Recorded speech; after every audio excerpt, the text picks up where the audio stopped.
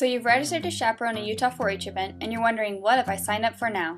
Am I going to have to manage a bunch of wild kids? Is this going to be a circus? Should I bring a good book?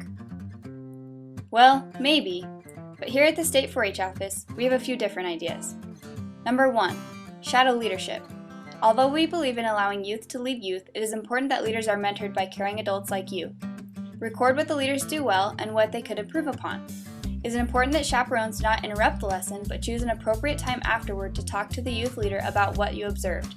Also, be sure not to tell the youth leaders what to do, but to make suggestions for the future. Number 2. Enforcement of adult and youth behavior. The Utah 4-H Code of Conduct is available on 4-H Online and should be read thoroughly.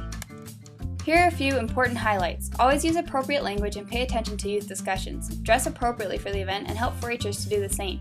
It is a policy of Utah 4-H that volunteers and paid staff may not possess, consume, or be impaired by alcohol or drugs while participating in a 4-H activity. One-on-one situations with an adult and youth should be avoided. Bullying and hazing should be quickly identified and stopped. Each event will have specific behavior guidelines to be followed, such as when to arrive, referring to the schedule, and wearing name tags. Number 3. Watch for positive youth development.